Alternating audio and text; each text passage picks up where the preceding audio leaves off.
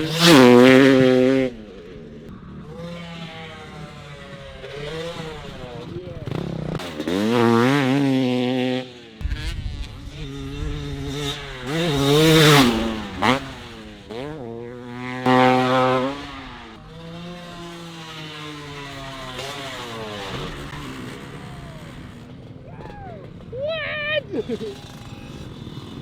buddy!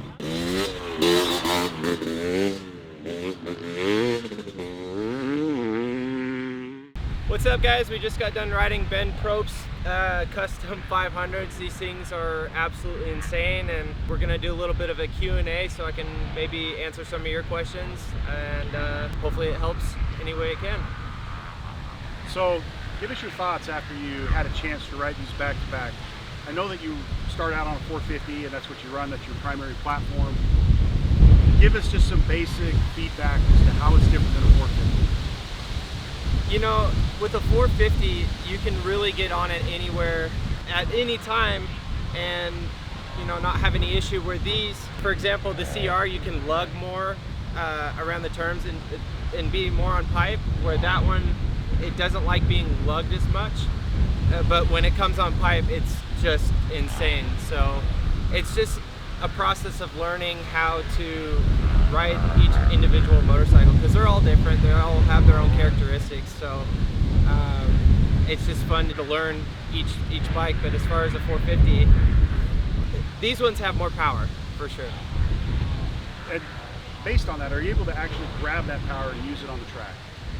Yeah, you just need about a couple sight laps to figure out how it acts as far as, you know, deep ruts and how they're going to react in big berms, sand berms, whatever. But it just takes a little bit of time to figure out how different they are.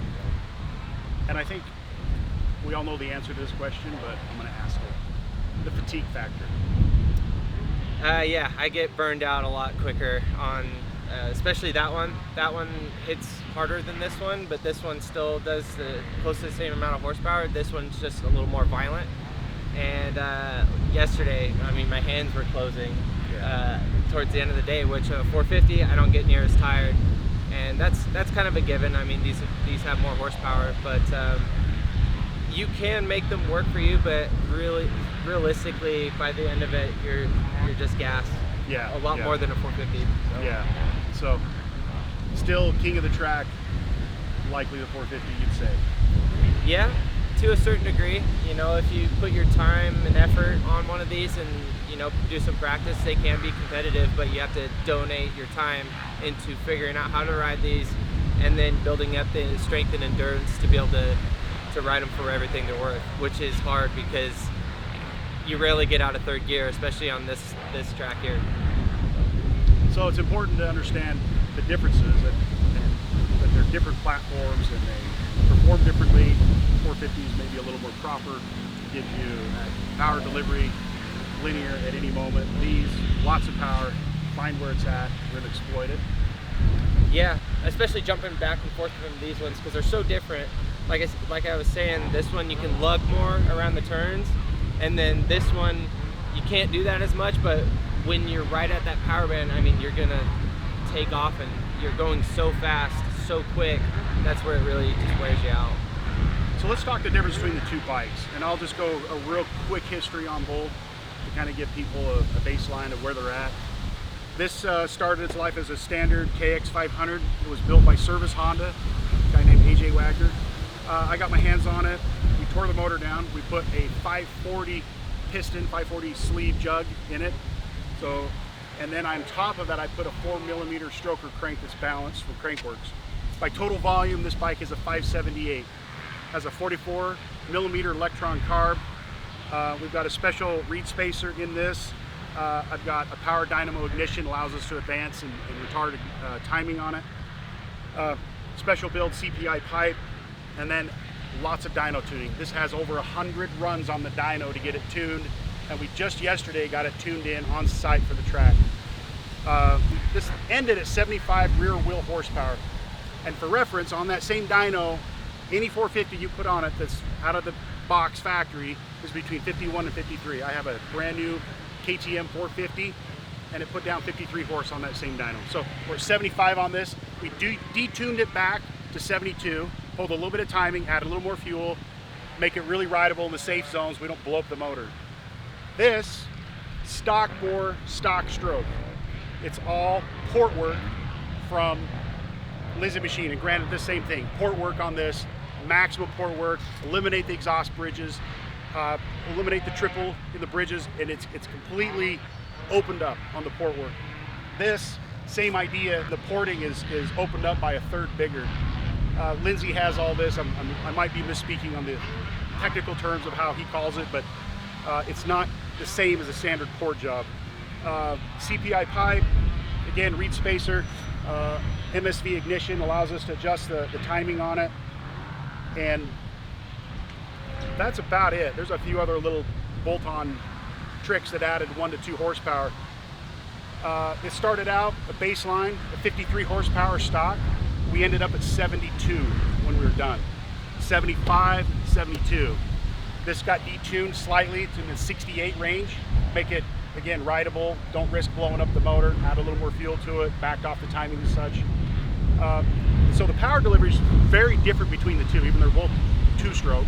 This is in an AF frame, a 2012 KX500 250, and this is an original 1989 CR500, frame, everything. So the forks are updated. The 89 forks are too old of technology to really run hard on a track. These are off a 2003 CRF 450. So obviously both are race tech suspension. I'll let Tyler then speak to how they ride different. So, you know, it's crazy. I would have thought I would have fell in love with that one right out of the gate, being that it's a newer frame, newer everything. But when I jumped on this CR, I was more comfortable right away, right out of the gate. We did have some issues that we had to work out as far as playing with carb and all that, but I was able to click into that thing pretty quick as well. But the CR is just, it feels better to me. I don't know, I was pretty shocked because this thing turns really well.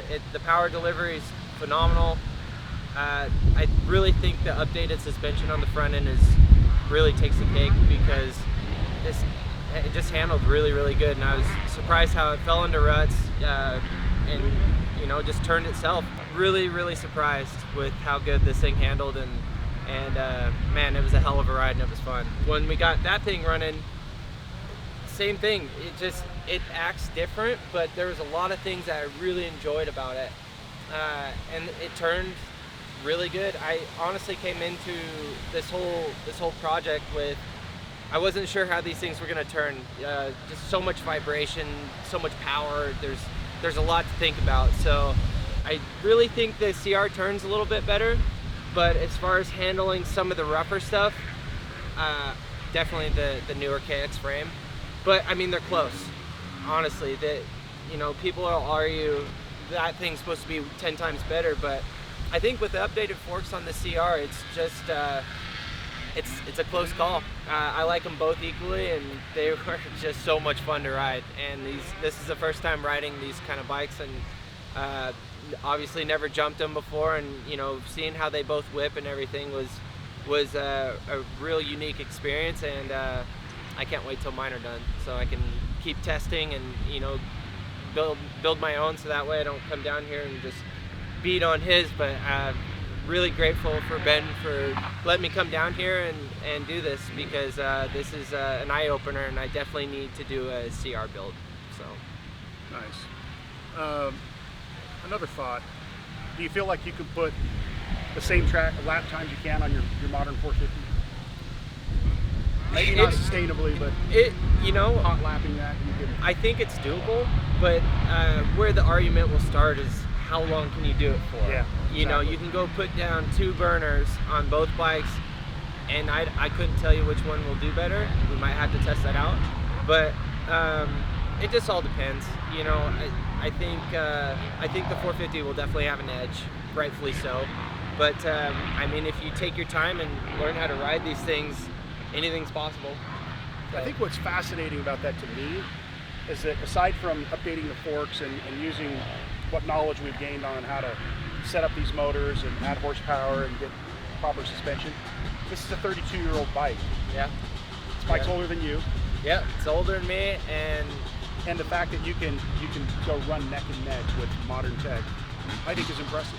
yeah, well, and you know, when everything's dialed in, you know, on any bike, I think it can be competitive, but it just comes down to suspension and then know-how, because riding a two-stroke is totally different, especially a big board two-stroke like these. So I think it can be competitive, but just people don't want to mix gas anymore, and you know, keep trying to develop these older bikes anyways. Yeah. Well, I'm obviously post your comments, your questions. Tyler, myself, I'll try and do my best to answer them in the comment section. Thanks for watching.